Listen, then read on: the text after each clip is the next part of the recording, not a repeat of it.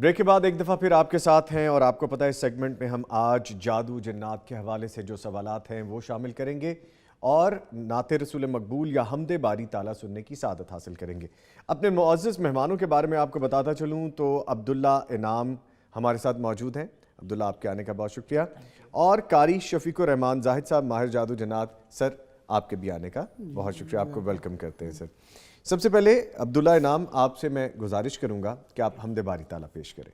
میری قسمت جگانے کو خدا کا نام کافی ہے، ہزاروں غم مٹانے کو خدا کا نام کافی ہے۔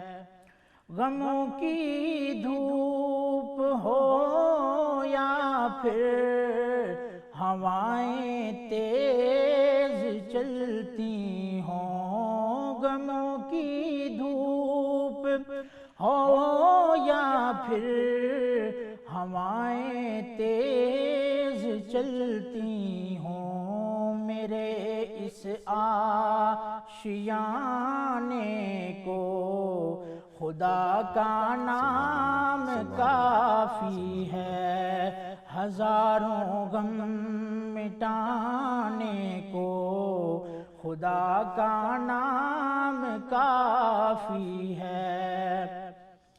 خدا کا نام لیتا ہوں، سکون قلب ملتا ہے، خدا کا نام لیتا ہوں، سکون قلب ملتا ہے، خدا کے اس دیوانے کو خدا کا نام کافی ہے، ہزاروں غم مٹانے کو خدا کا نام کافی ہے۔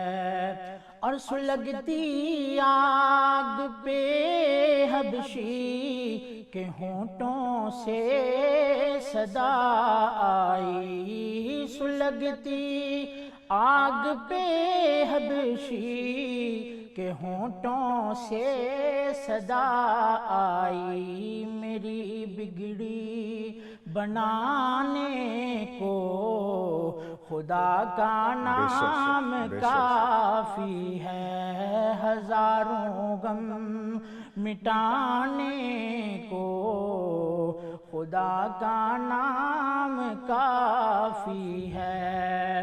اور جو پوچھا کملی والے نے، کہا صدیق اکبر نے، جو پوچھا کملی والے نے، کہا صدیق اکبر نے، میرے سارے گھرانے کو خدا کا نام کافی ہے، ہزاروں غم مٹانے کو خدا کا نام کافی ہے۔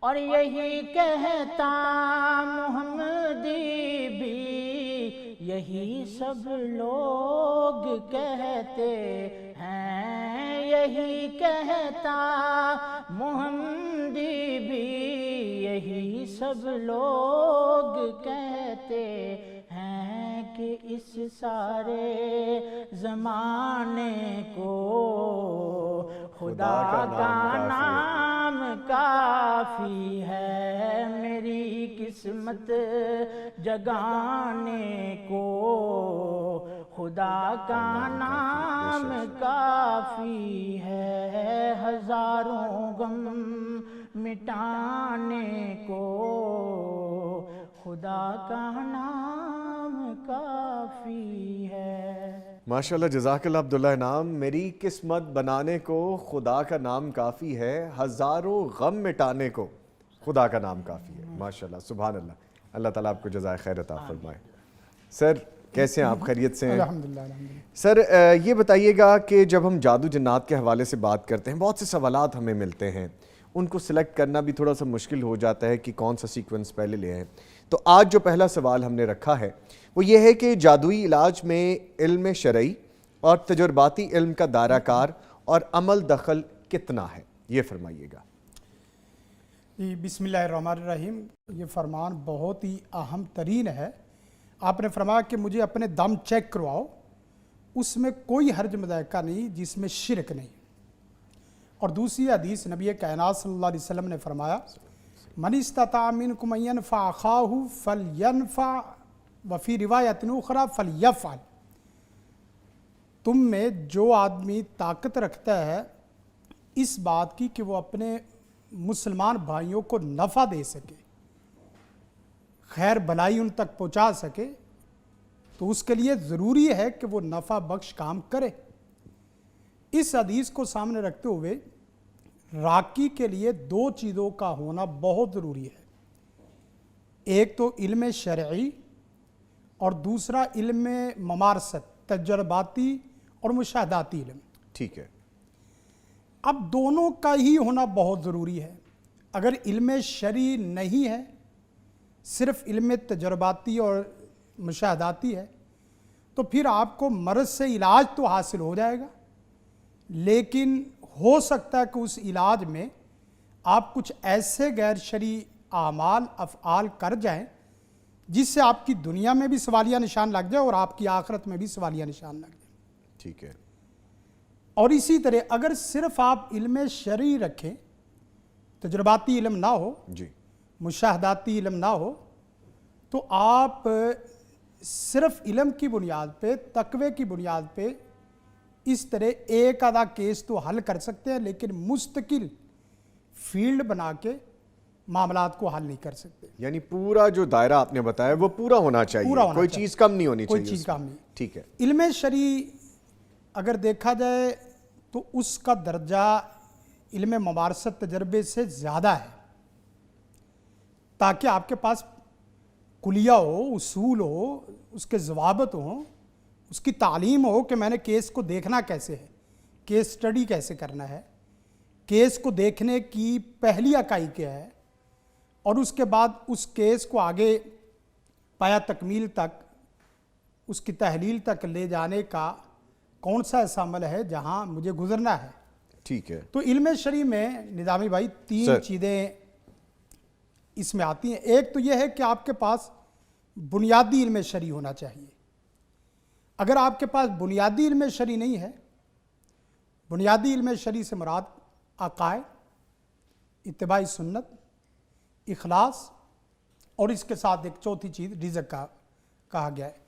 اب ایک آدمی راقی ہے، اس کو عقائد کا، افکار و نظریات کا، اسلامی تعلیمات کا، حلال و حرام کا، اور اسی طرح حقوق و فرائض کا پتہ ہی نہیں ہے، تو بھائی یہ میڈیکلی فیلڈ نہیں ہے اس طرح کی، اگرچہ اس میں بھی بہت ضروری ہے۔ جی۔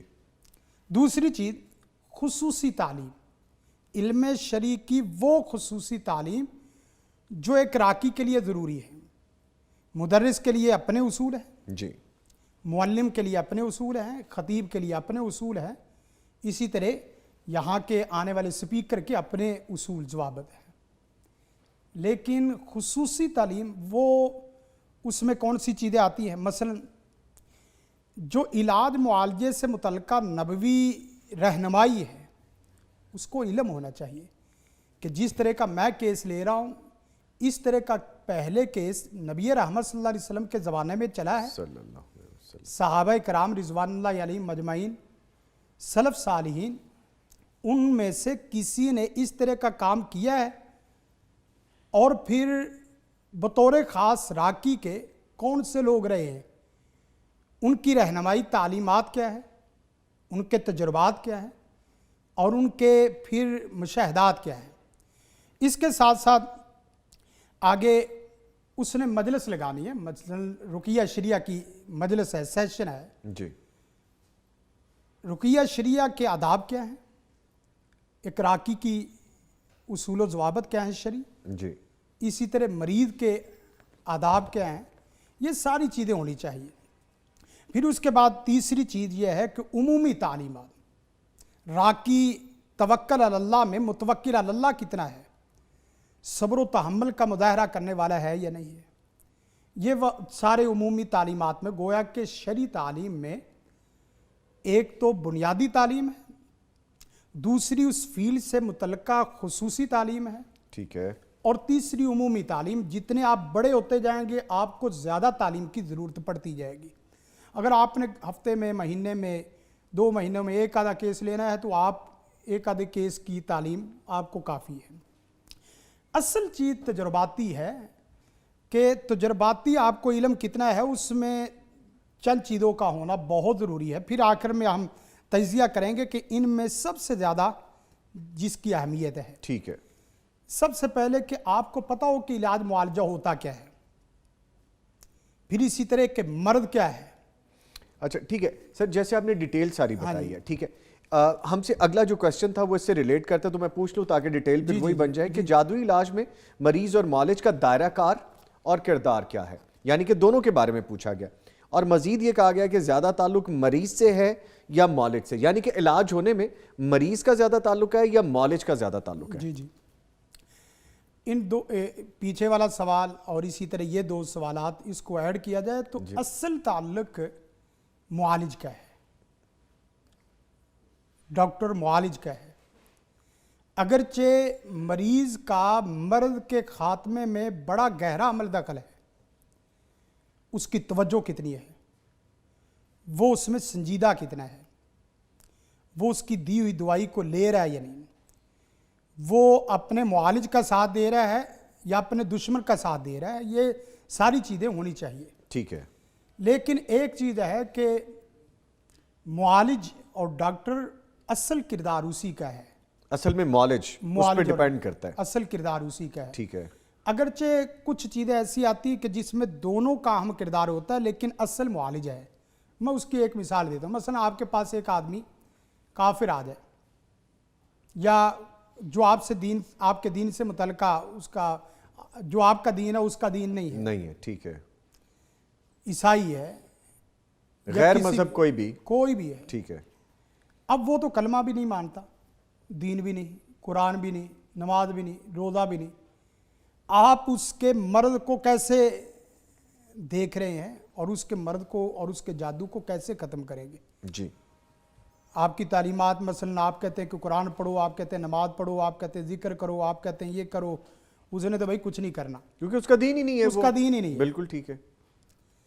अब वहाँ एक चीज़ है कि आप अल्लाह से दुआ करके कि या अल्लाह मैं इसका इलाज जिस बिना पे करने जा रहा हूँ उसकी बुनियादी वजह यह है कि इसको तू दीन के करीब कर दे। सबसे पहली बात तो ये, पहली बात, सबसे पहली बात इंसान को बंदा बनाने का पूरा उसूल। उसके बाद अगर वो मुसलमान है, वो अपनी कमज़ोरियों की बुनियाद पे और अपने ख़ास मसाइल की वजह से फंसा हुआ है, तो फिर आप चाहे जोर लगा लें आप उसका इलाज नहीं कर सकते। मसलन जी, कोई आदमी रिज़्क़े हराम में सूद खा रहा है, अब सूदी आदमी का इलाज करना बहुत मुश्किल हो जाता है। राकी जितनी भी दुआ करे, जितनी भी तदाबीर करे, जितनी भी प्लानिंग करे, लेकिन बरकैफ उसने तो अल्लाह से जंग लगाई हुई, फ़ाज़ानु बिहर्बि मिनल्लाह व रसूली। मेरे पास इस तरह का केस आ गया, मैंने देखा, थक गए, लेकिन आखिर में वो जिन बोल को कहने लगा कि इसका इलाज नहीं हो सकता जब तक ये अल्लाह से जंग नहीं छोड़ता, उस वक्त तक इसका इलाज नहीं। सर यहाँ पे थोड़ा रुकते हैं, तवक्कुफ करें इस केस को समझने के लिए, क्योंकि रिलेट करता है हमारे क्वेश्चन से। आप ये बताइए कि आपके पास पेशेंट आया, उस पेशेंट को लाया गया, उसके अंदर जो मामलात थे वो फिर आपके सामने आए। हाँ जी, हाँ जी। और वो जो जिन था या जो भी मखलूक थी उसने आपको बताया कि दीन पे कारबंद नहीं है ये। हाँ जी, बिल्कुल। यहाँ से आप आगे बात लेके चले। हाँ, दीन पे नहीं है, उसमें कई चीज़ें ऐसी जी। हैं। कुछ लोग ऐसे होते हैं जिनको असल मर्द की बुनियाद लोगों की बददुआ होती है। अच्छा, जो इसमें मरीज है, मरीज है, ओह, यानी किसी का दिल दुखाया और उसमें उसकी हाल ले गई, बद्दुआ लग गई, बद्दुआ लग गई।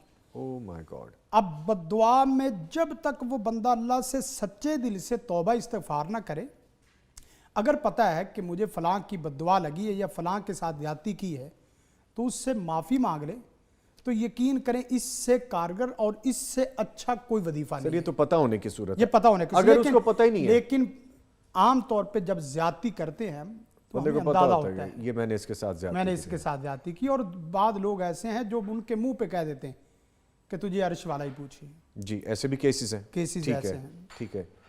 اسی طرح کچھ میں جو سمجھتا ہوں سب سے بنیادی معاملہ اعمال قلوب کا ہے. ہم کہتے ہیں استغفار کرو، وہ کہتے ہیں بھی ہم 100 دفعہ کیا 200-300 دفعہ کرتے ہیں، منہ سے پڑھتے ہیں. منہ سے پڑھتے ہیں. اسی طرح سورۃ بقرہ روزانہ 3 دفعہ پڑھ رہے ہیں، آیت الکرسی تو 300 دفعہ پڑھتے ہیں. شیطان کہتا ہے 1 دفعہ پڑھ لو میں نہیں آتا، اور ہم کہتے ہیں 300 دفعہ پڑھی ہے پھر بھی تو آ گیا ہے.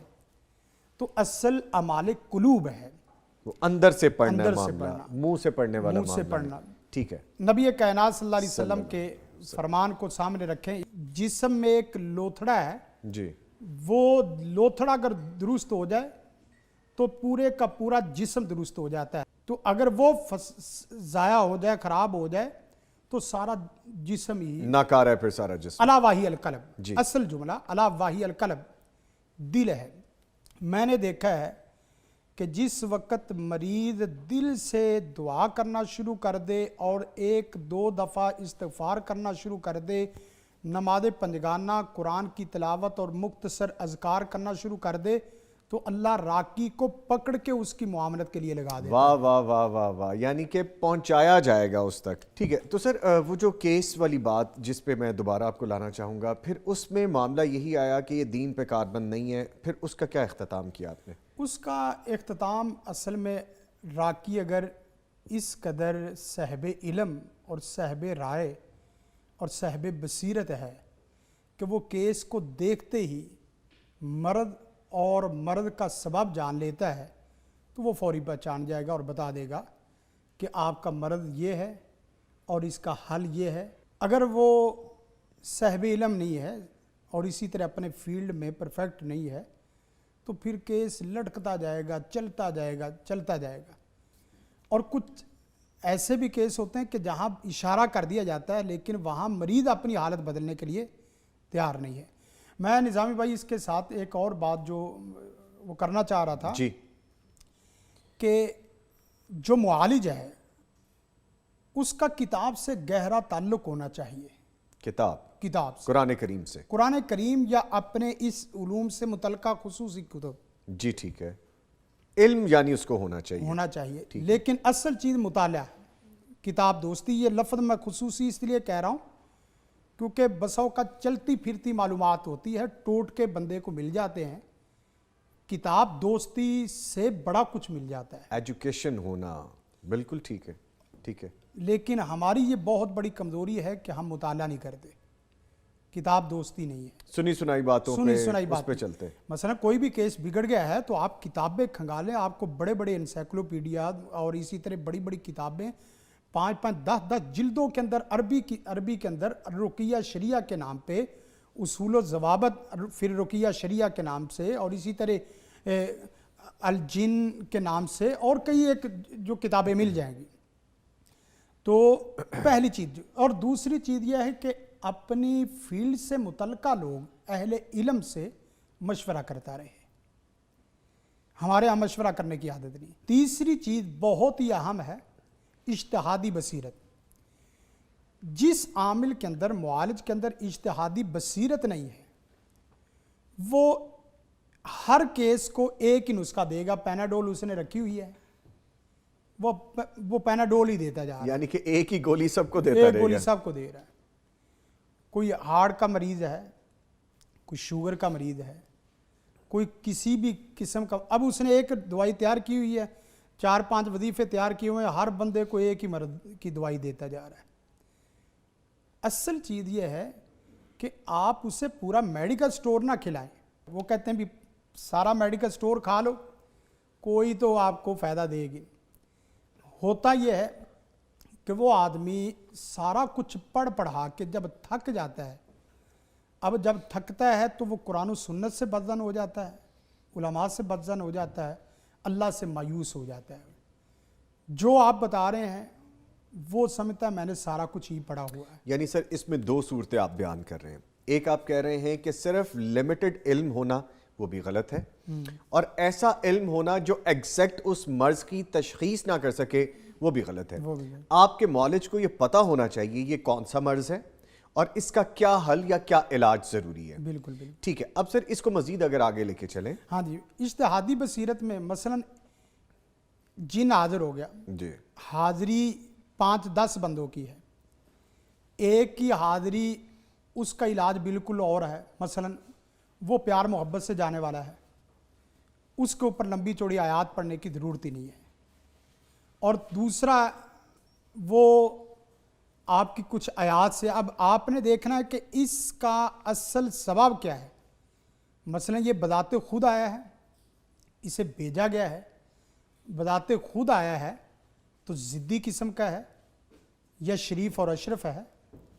اسی طرح اگر وہ جانا نہیں چاہتا تو یہ ساری چیزیں الگ الگ آپ کو دیکھنی پڑے گی, وگرنہ وہ کیس آپ کا بگڑ جائے گا. سر بات تو پھر وہی ہے, اس کی تشخیص کے لیے اگین آپ کو علم ہونا ضروری ہے. علم ہونا, اور سب سے بڑی چیز ہے کہ راکی حقیقت میں راکی بھی ہو, حقیقت میں راکی ہو, حقیقت میں راکی ہو, نام کا راکی نہ نام ہو, کا مشہوری والا راکی نہ ہو. اسی طرح ہی ہے. جی, ہمارے ہاں سب سے بڑی بات ہے کہ مرد کی تشخیص کرنا ہی نہیں آتی. ایک صاحب آگے کہنے کہ یہ مرد ہے, میں نے کہا آپ قسم اٹھا کے کہہ سکتے ہیں, ویسے اپنے قسم اٹھا کے کہہ سکتے ہیں کہ اس کو یہ مرد ہے, کیونکہ آپ کو یقین ہے, آپ کی ایک رائے ہے اور آپ ایک رائے دے رہے ہیں, وہ راکی ساتھ آئے ہوئے تھے. راکی صاحب, تو آپ کو یقین ہے ما یلفظ من قول الا لدیہ رقیب عتید. آپ جو بھی بات کرتے ہیں آپ اس کے ذمہ دار ہیں, اللہ کے ہاں جواب دے, اور خود مخلوق خدا کے بھی آپ جواب دیں. اور پھر یہ ہے کہ جادو سر میں ہے, علاج پیٹ والی آیات والا چل رہا ہے, جادو کمر میں ہے اور آیات سر والی پڑھی جا رہی ہے. سر آپ اکثر یہ بات کرتے ہیں جب بھی ہم گفتگو کرتے ہیں, اس کا مطلب ہے صحیح تشخیص ہونا ضروری ہے, اور تشخیص صحیح وہی کر سکے گا بالکل جو خود اس کے بارے میں جانتا ہوگا, خود راکی ہے. جی, وگرنہ یہ مسائل بگڑتے جائیں گے. اور پھر ایک اور چیز جو ہمارے سوال میں ہی یہ ایڈ تھی کہ میڈیکلی اور روحانی علاج میں بنیادی فرق کیا ہے. سر وہ ایسے ہے نا کہ میڈیکل کچھ اور کہتی ہے, روحانیت کے لیے جب ہم بات کرتے ہیں تو وہ چیزیں کچھ اور بڑے اسپیکٹرم پہ نظر آتی ہیں. اکثر جو مریض یا اس کے آس پاس کے رشتہ دار جو ہوتے ہیں وہ پریشان ہوتے ہیں کہ اب ہم میڈیکل علاج کروائیں یا روحانی علاج کروائیں, اور یہ بھی ہوتا ہے کہ کئی میڈیکل علاج کروا رہے ہوتے ہیں, اس سے افاقہ نہیں ہو رہا ہوتا, پھر وہ روحانی علاج کی طرف آتے ہیں. تو ٹھیک ہے, اس پہ کرتے ہیں بات. جی, میڈیکل کا اور روحانی جو مرض ہے اس میں کافی اعتبار سے فرق ہے. میڈیکل میں جو اصل چیز ہے وہاں صرف مرض کا حملہ ہوتا ہے, یہاں مرض کے ساتھ کئی قسم کی مخلوقات کا بھی حملہ ہے. یعنی وہاں مرض ہے اور مرض کنٹرول ہو جائے تو 10 دن میں, 15 دن میں, 20 دن میں بندہ صحت یاب ہو جاتا ہے, کیونکہ مرض بسا اوقات بے جان ہے, اس کو پیچھے سے پاور دینے والی چیز نہیں ہے, کنٹرولر چیز نہیں ہے, اس وجہ سے وہ فوراً کنٹرول ہو جاتا ہے میڈیسن سے. ٹھیک ہے. اور روحانی میں اصل مرض بھی ہے, لیکن دوسری چیز یہ ہے کہ اس کے پیچھے پوری پلاننگ کے ساتھ اس مرض کو لگانے والا ایک گروہ ہے, ایک ٹیم ہے. مثلا حاسد ہے, جنات ہیں, شیاطین ہیں. انہوں نے دیکھنا کہ مرض نیچے جا رہا ہے, انہوں نے مرض کو پھر کیا کرنا ہے, سپیڈ تیز کر دینی ہے. سپیڈ تیز کر دینی. جی, آپ کی غفلت سے اس نے فائدہ اٹھانا ہے, آپ کی لا علمی سے اس نے فائدہ اٹھانا ہے, آپ کی بدعملی سے انہوں نے فائدہ اٹھانا ہے, اور اسی طرح آپ کے دیگر وہ مسائل جس کی وجہ سے ان کا داؤ لگتا ہے. جی, ایک تو یہ چیز ہے کہ عام طور پہ ہم مرض میں اس چیز کو سامنے رکھتے, اور اس کے ساتھ ساتھ یہ ہے کہ وہ مرض آیا ایک دفعہ اور یہ مرض آ رہا بار بار. یعنی میڈیکل اور روحانی دونوں کا ڈیفرنس، دونوں کا فرق جو چل رہا ہے وہاں یہ ہے کہ پیچھے سے مرض بار بار نہیں آ رہا. مثلا آپ ایک جگہ کسی ایسے علاقے میں گئے جہاں فضا وبا پولیوشن وغیرہ آلودگی وغیرہ تھی تو وہاں سے نکل گئے تو آپ اس کے بعد صحت یاب ہو گئے. ٹھیک ہے. یہاں یہ ہے کہ آپ اپنے گھر میں ہیں تب بھی مرض آپ کی پیروی کر رہا ہے، آپ اپنے بازار میں ہیں تب بھی آپ کے پیچھے ہے، آپ اپنے آفس میں ہیں تب بھی آپ کو پورا نظر میں رکھے ہوئے ہیں. یعنی وہ کہیں بھی بخش نہیں رہا، چھوڑ نہیں رہا آپ کو. بعض لوگ کہتے ہیں 7 سمندر پار چلے جائے مرض ہلکا ہو جاتا ہے. جی. اصل مسئلہ 7 سمندر پار کا نہیں ہے، اصل مسئلہ حاسد کے حسد پہ منحصر ہے. وہ آپ کو اس حال میں نہیں دیکھنا چاہتا، وہ چاہتا ہے پریشان رہیں، تنگ رہیں، برے اس حال میں نہ آئیں. جی. ایک صاحب ہے وہ میاں بیوی کو خوش نہیں دیکھنا چاہتے، باہر وہ سب کے ساتھ خوشی میں زندگی بسر کر رہے ہیں. جو ہی میاں بیوی آپس میں ایک کمرے میں اکٹھے ہوں گے، گھر میں اکٹھے ہوں گے تو وہ آگ بگولا ہو جائیں گے. تو اس طرح کی جو صورتحال ہوتی ہے وہاں مسائل مرض بڑھتا چلا جاتا ہے. تو یہ وہ بنیادی فرق ہے جو ہمارے ناظرین کو جاننے کی ضرورت ہے تاکہ وہ اسی پلاننگ کے ساتھ چلیں. اب ان کی پلاننگ چل رہی ہے، ہم نے ایک پیچھے کیس دیکھا جی. تو اس کا ہر روز کی بنیاد پہ 2-3 دفعہ جادو ہو رہا ہے. ہر روز کی روز بنیاد کی پر؟ بنیاد پہ بعض لوگ راکیوں کو مہینے کے لیے 2 مہینے کے لیے ان کی پوری فیسیں ادا کر کے اپنے ساتھ ملا بٹھا دیتے. سر یعنی ایسے بھی معاشرے میں لوگ ہیں کہ لوگوں کو خوش نہیں دیکھنا چاہتے اور روزانہ جادو کرواتے ہیں اور 2-3 دفعہ جادو کرواتے ہیں. 2-3 دفعہ چھوڑے نظامی بھائی، 2-3 عامل بٹھا دیتے ہیں. سر یہ کیسے لوگ ہیں؟ یہ صورتحال یہ ہمارے معاشرے کا حصہ ہے. ہمارے معاشرے کا حصہ ہے اور ہم سمجھتے ہیں.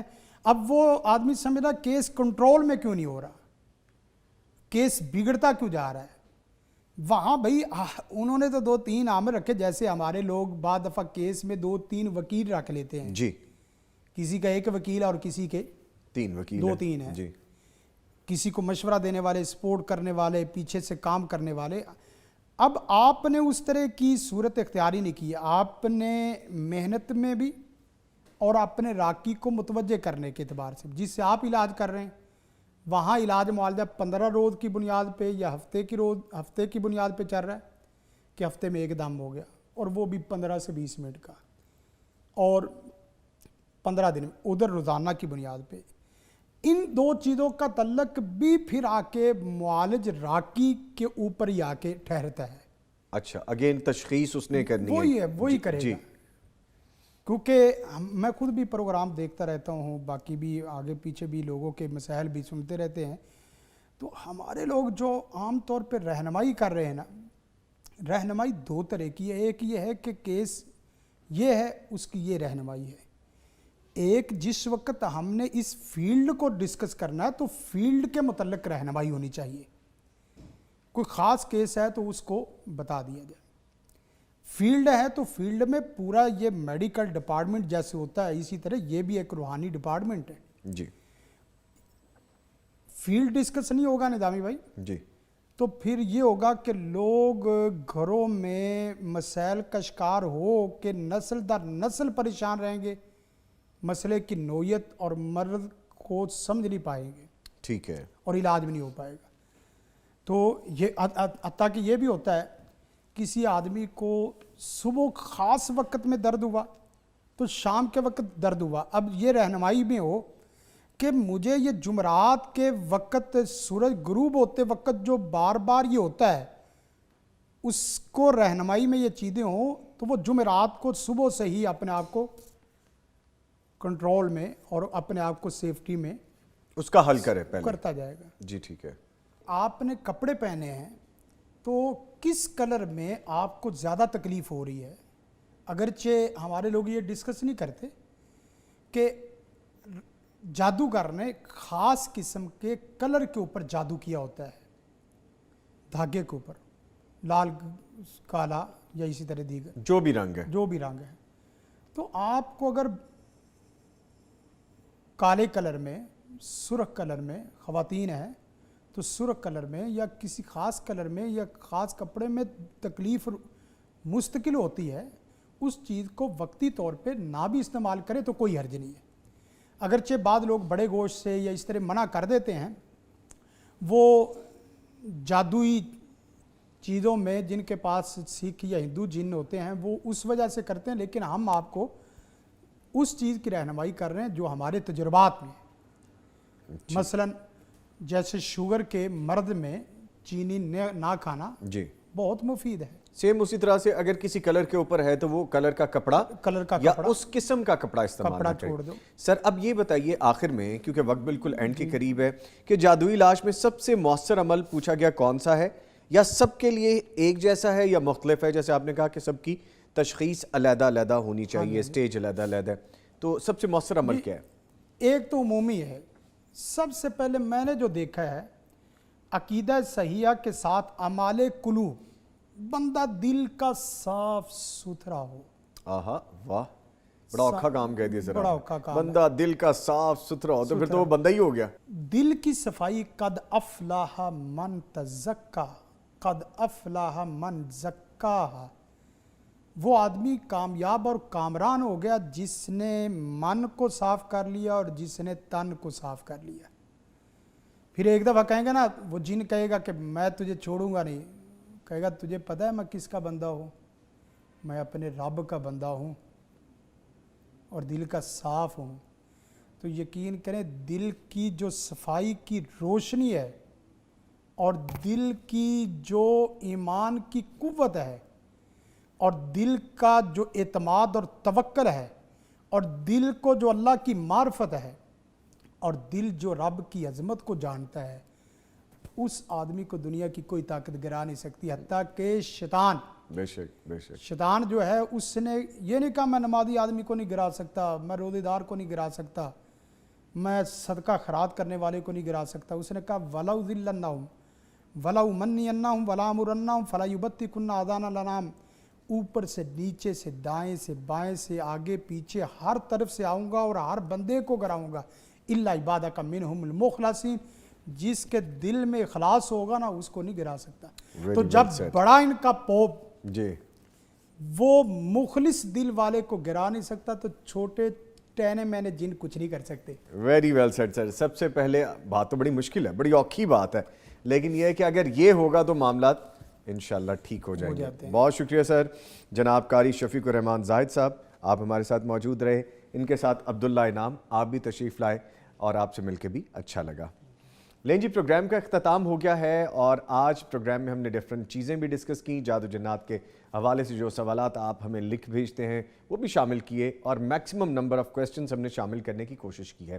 اسی طرح ہنستے مسکراتے رہیے، آپ کی جو بھی کویسچن ہے، کوئری ہے، جو بھی رائے ہے وہ ہمیں بھیجتے رہیے، ہم اس کو شامل کرتے رہیں گے، آپ کی رائے کا ہم احترام بھی کرتے رہیں گے۔ آپ سے پھر ملیں گے، ملاقات ہوگی، اللہ حافظ۔